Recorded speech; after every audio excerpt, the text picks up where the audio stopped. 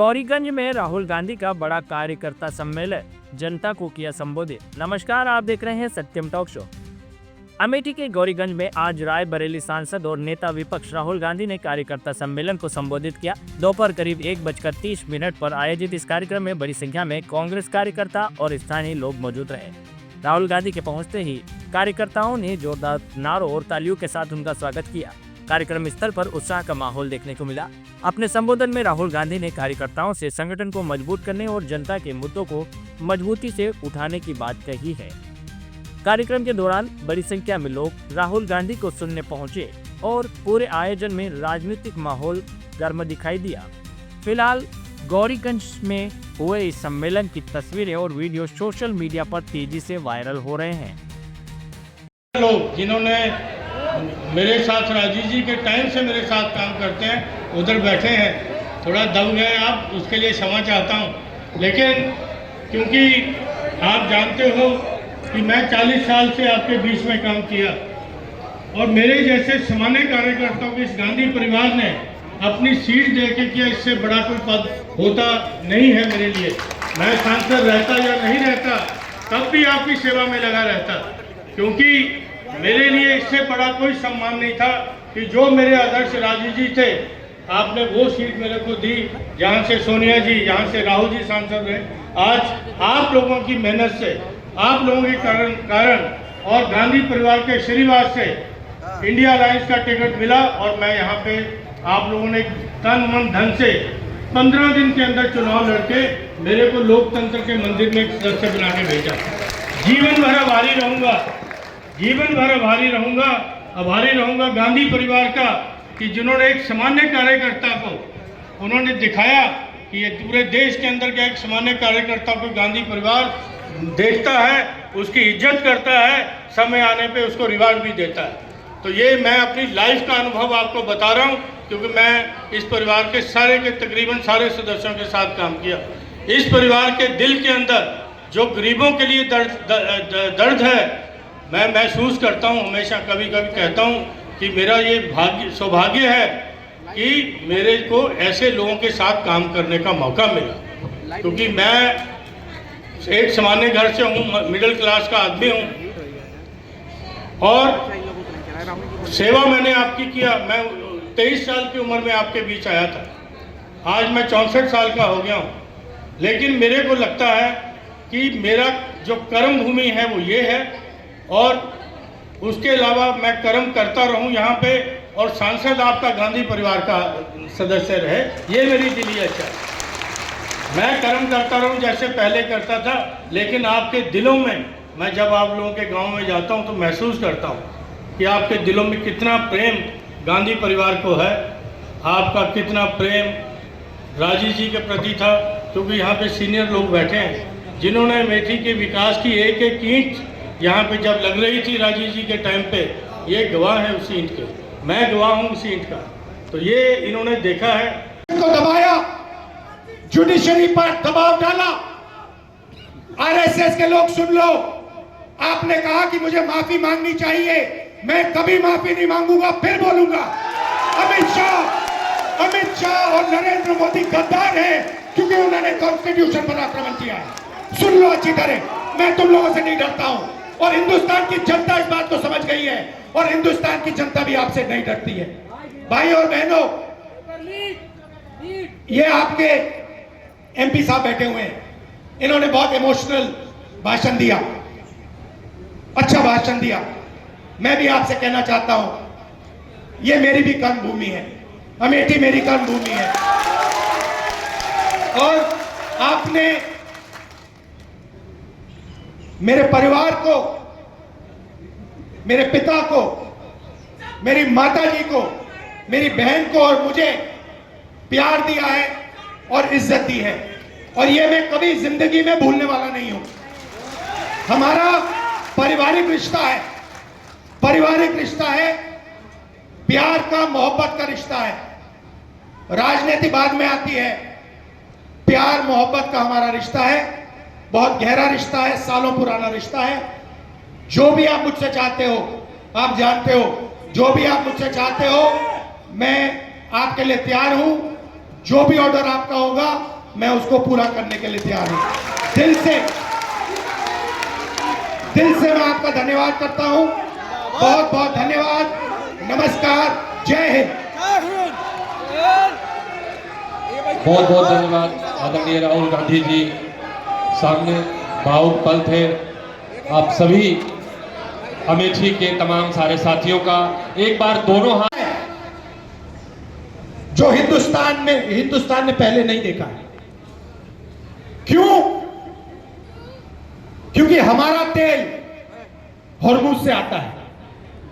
हमारा तेल हॉर्मुज से आता है और हॉर्मुज को बंद कर दिया गया है।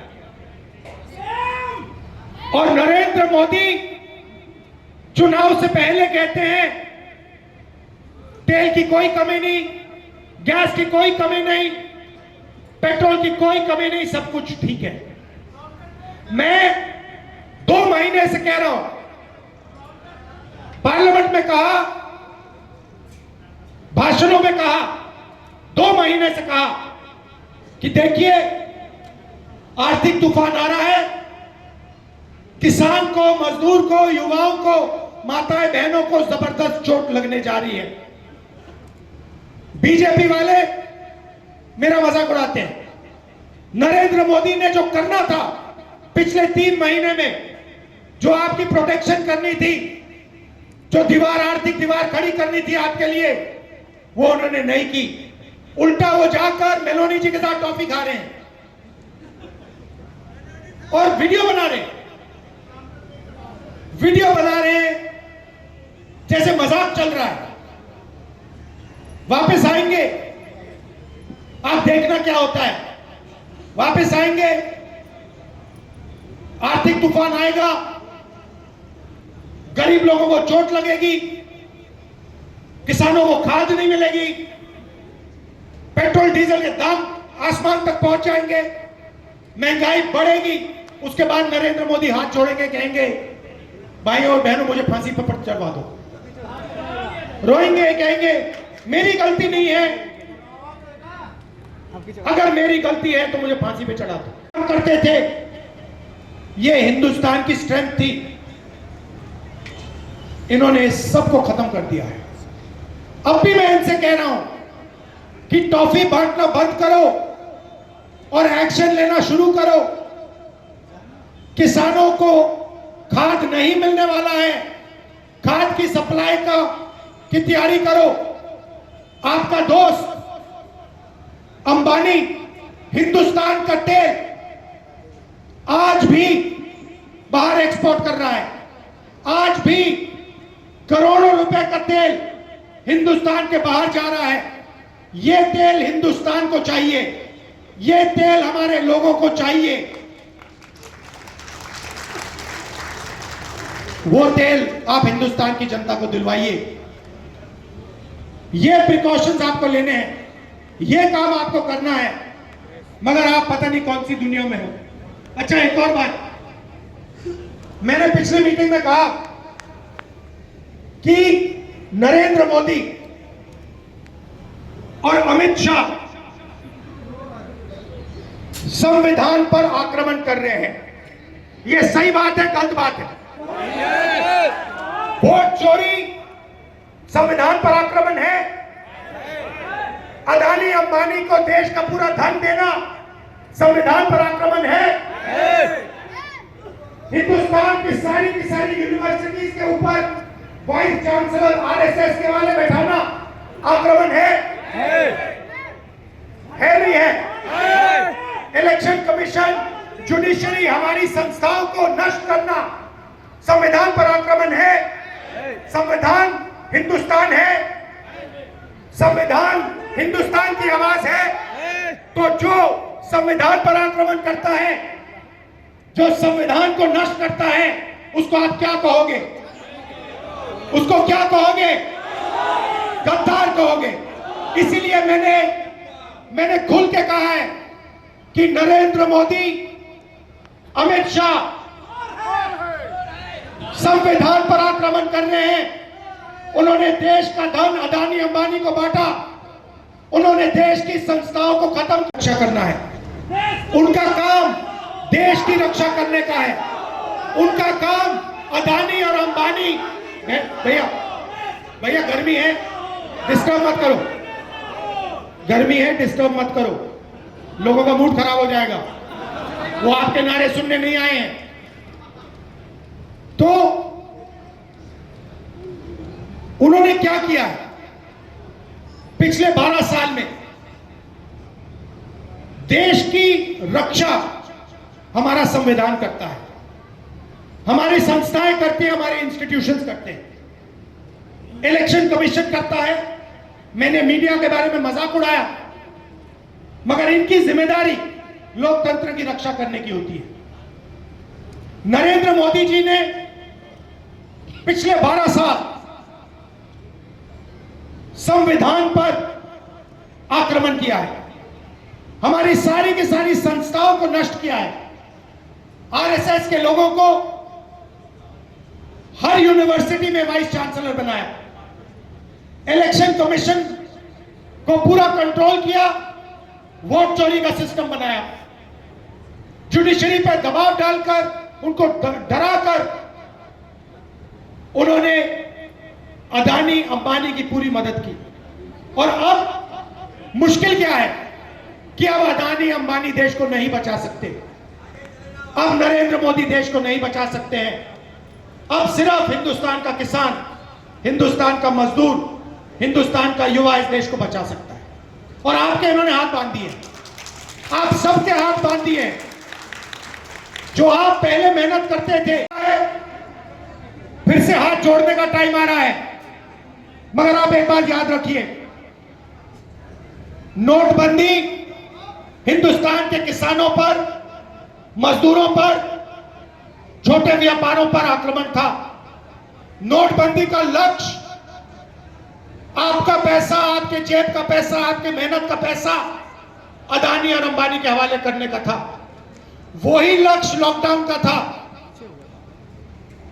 जब हमारे मजदूर हजारों किलोमीटर भूखे प्यासे वापस चल रहे थे, उसी समय नरेंद्र मोदी लाखों करोड़ रुपए का कर्जा माफ अदानी अंबानी का कर रहा था।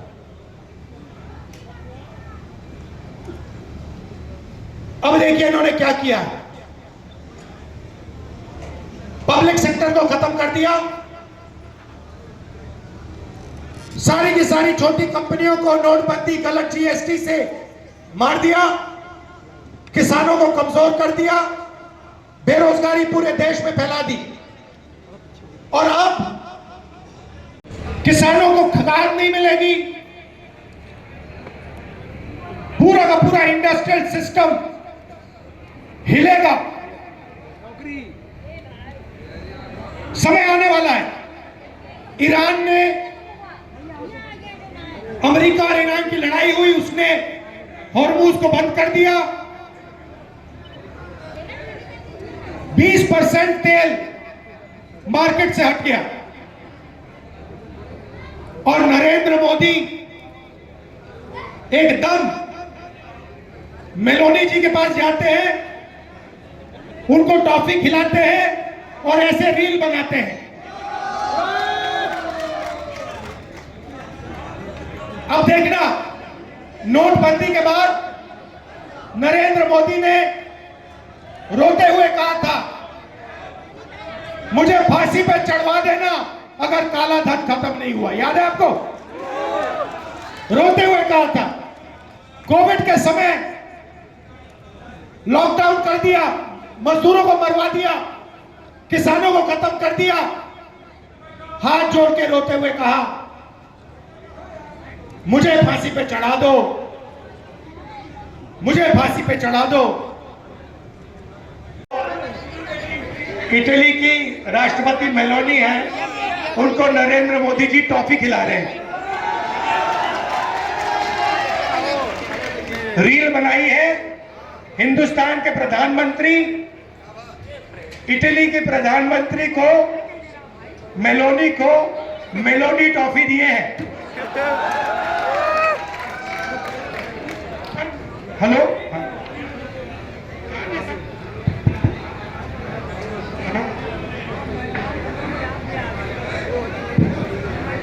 जाने से पहले हिंदुस्तान में भाषण दिया, जाने से पहले कहा, इटली जाने से पहले, मेलोनी जी से मिलने से पहले उन्होंने हिंदुस्तान से कहा कि देखो आर्थिक तूफान आ रहा है, कम पेट्रोल का प्रयोग करो, सोना मत खरीदो, इलेक्ट्रिक गाड़ी खरीदो और विदेश में दौरा मत करो। और फिर उसी के एक दिन बाद 3-4 हजार करोड़ रुपए के हवाई जहाज में नरेंद्र मोदी घुसे, इटली की ओर गए, जेब में टॉफी ले गए और वहां की प्राइम मिनिस्टर को उन्होंने मेलोनी टॉफी खिलाई। अब देखिए ये क्या देश की जनता के साथ क्या खिलवाड़ हो रहा है। मतलब देश में पेट्रोल की कमी, गैस की कमी, बिजनेस बंद हो रहे हैं, फैक्ट्रियां बंद हो रही हैं। एक नेता जिनका परिवार सामने है, आदरणीय राहुल गांधी अपने परिवार को संबोधित करने के लिए।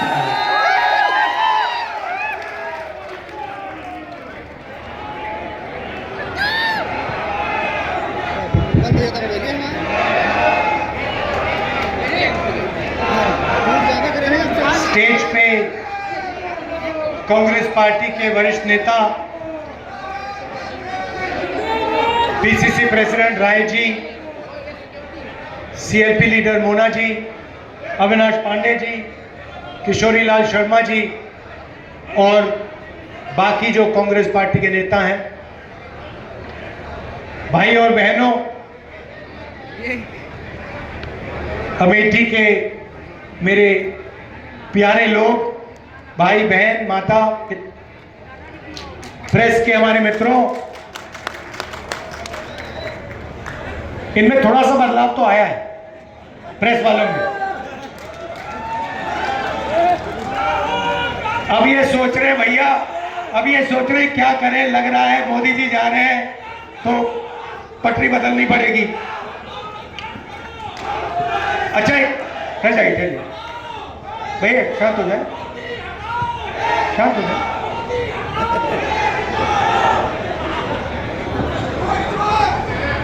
बड़ा जोश है तो सबसे पहले यहां आप गर्मी में आए, मेरी बात सुनने आए, इसके लिए दिल से आप सबको धन्यवाद करता हूं। और मुझे काफी चेहरे पहचान में आ रहे हैं, तो आप सबका बहुत बहुत नमस्कार।